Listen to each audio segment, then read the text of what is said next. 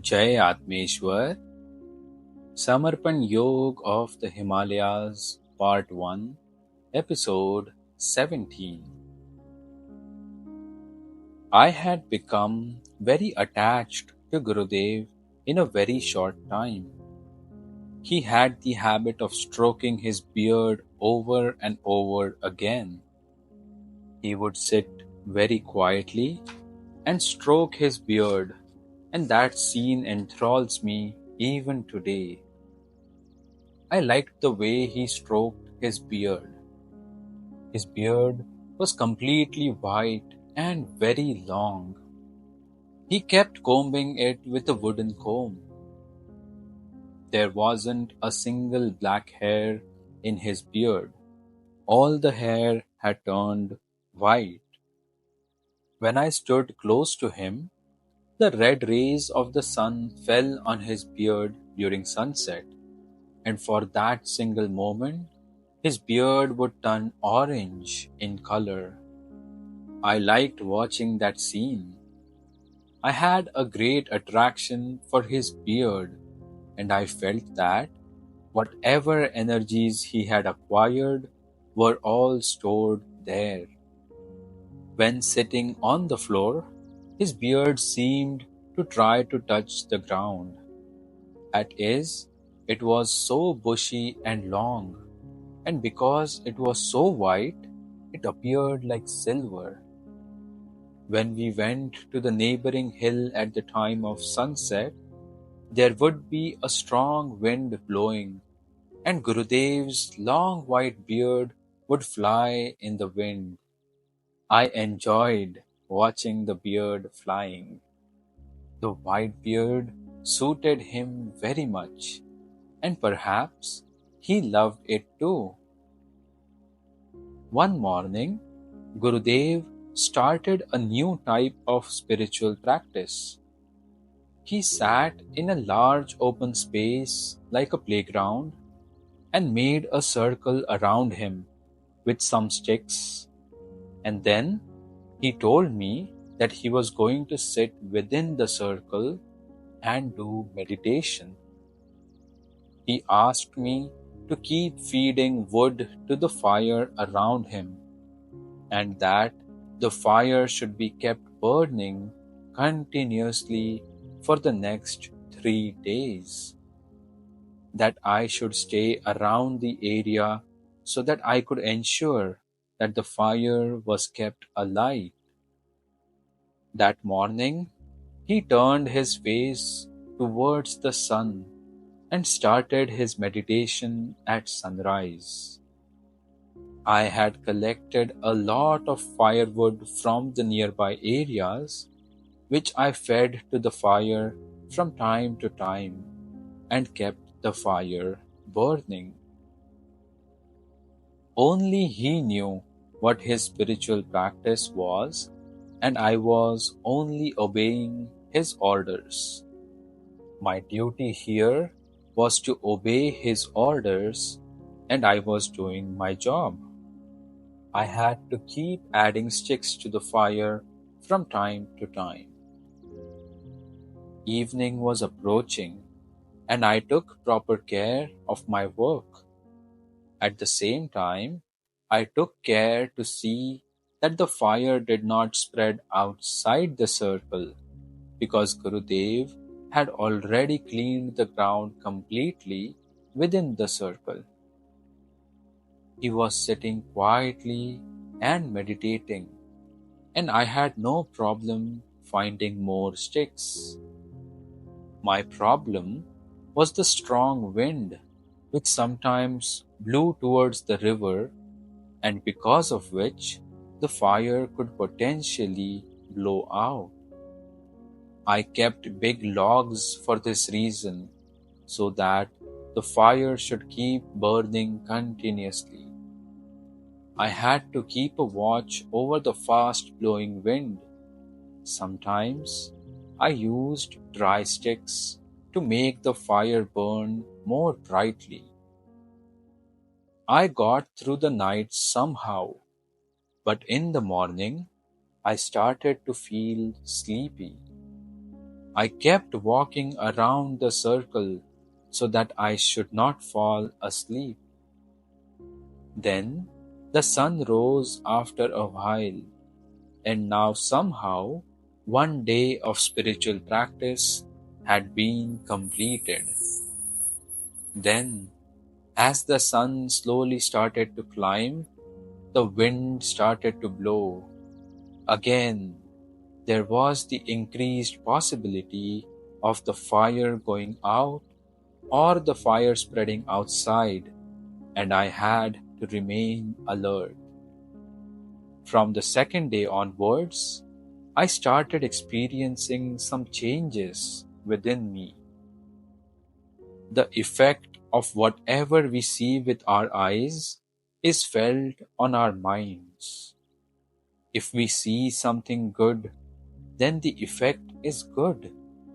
And if we see something bad, then the effect is bad because its subtle effect stays in our minds. This is because our mind keeps absorbing things through our eyes, and then our mind reflects it.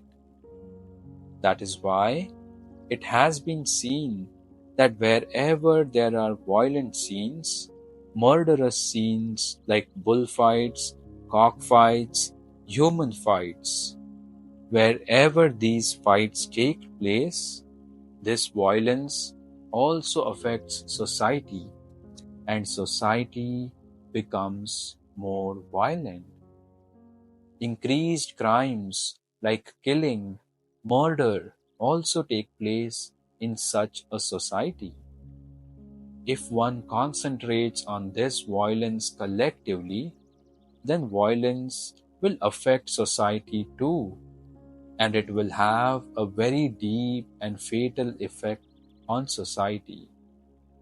That is why saints and sages have opposed violence, and that is why when we see something with our eyes, our mind absorbs everything and reflects it.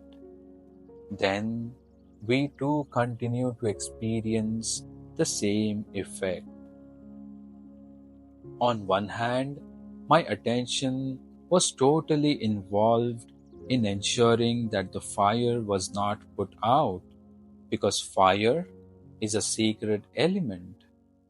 I was keeping my attention on a sacred element like fire, and therefore my mind also started to become holy, and I was getting the continuous presence of my Guru.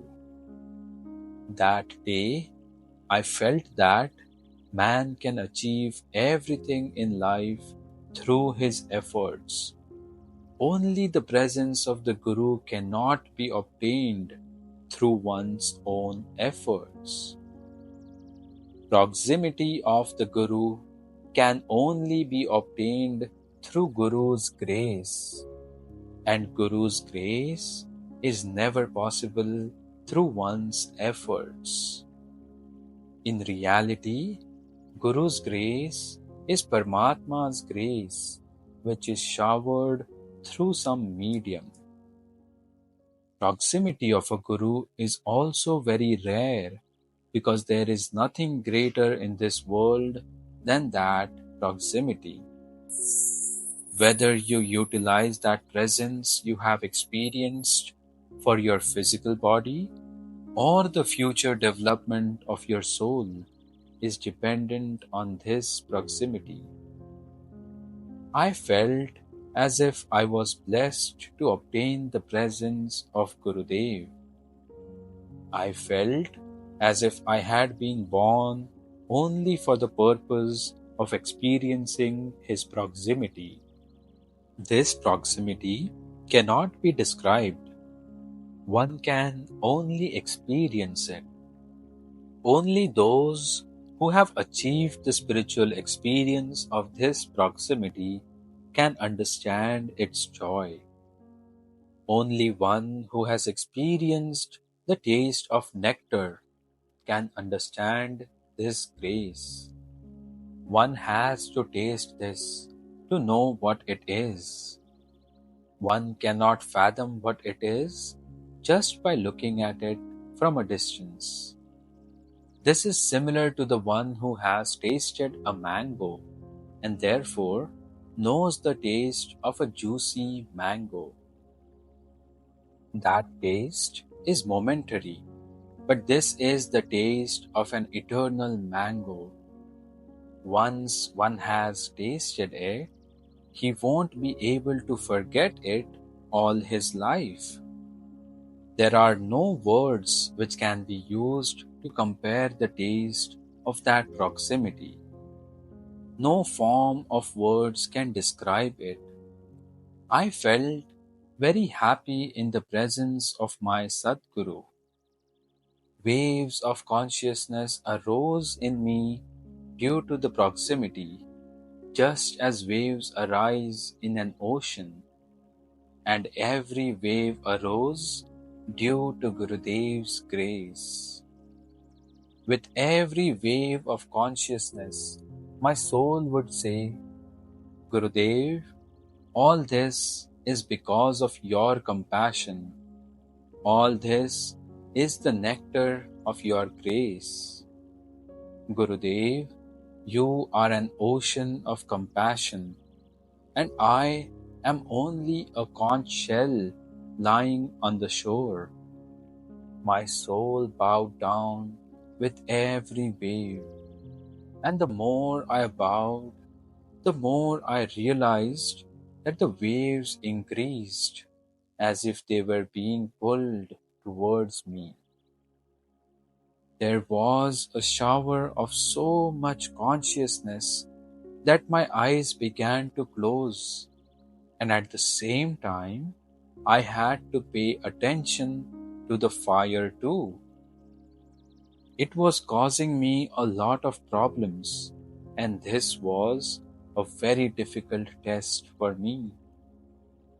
On the one hand, I had to keep my attention on the fire, and on the other, my soul was riding each wave and traveling inwards and then outwards, and my soul was pulling my attention inwards.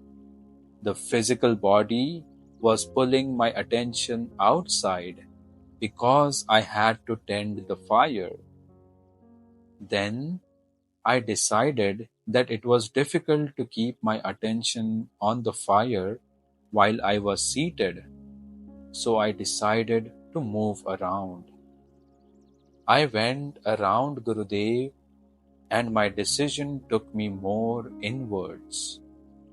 Instead of coming out, my state went more inward, and at night I started getting the experience that Gurudev was also within the circle of fire, and a golden ball of fire was encircling him. That ball was even more radiant than the fire, but the fire had coolness in it. There was a kind of attraction in that ball of fire. I was going around the circle of fire, but my attention was on the ball of fire which was encircling Gurudev in an area of 10 to 15 feet.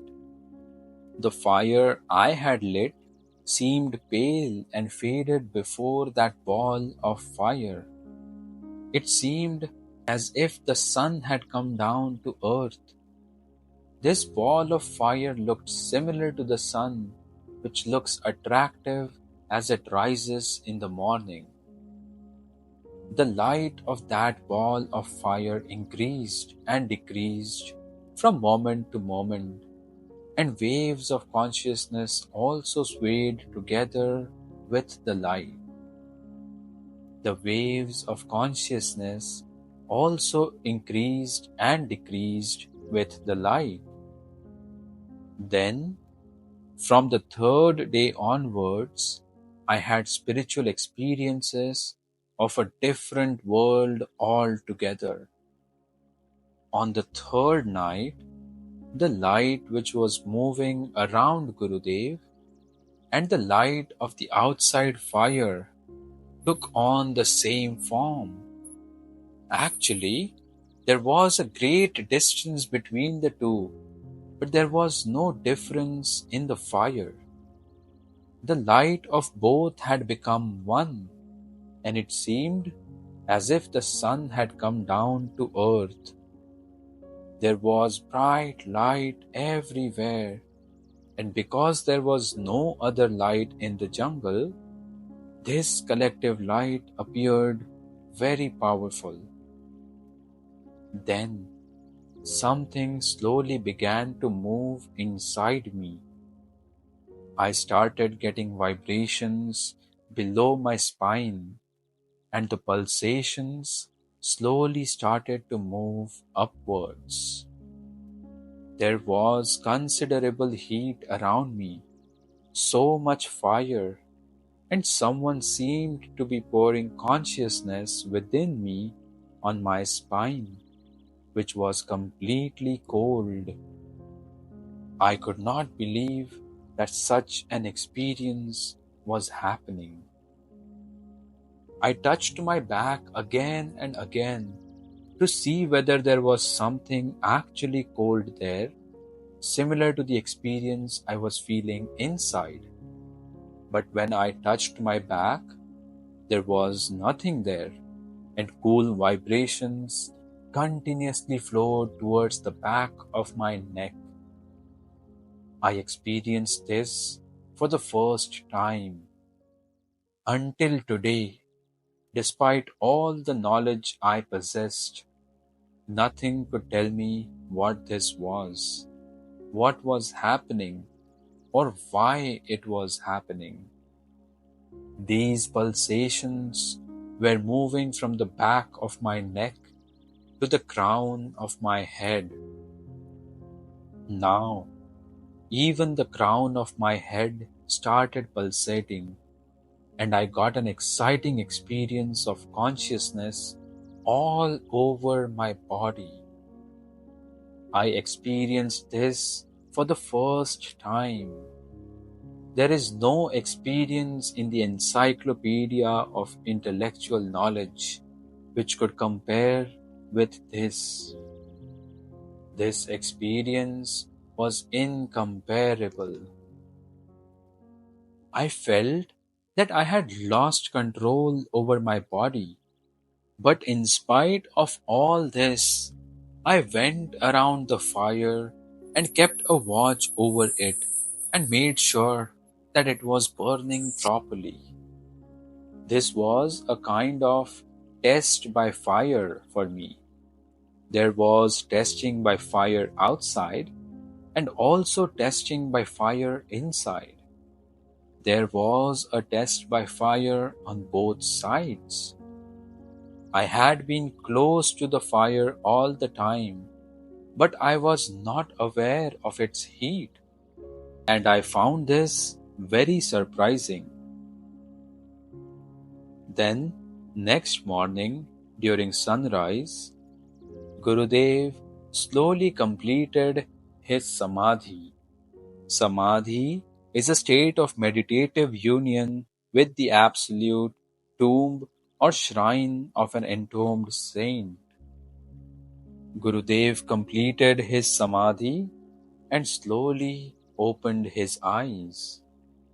As soon as Gurudev came out of the samadhi, as soon as he crossed the fire and came out of the ball of fire, I bent down and touched his feet and said, "By your grace, I felt great divine experiences for 3 days.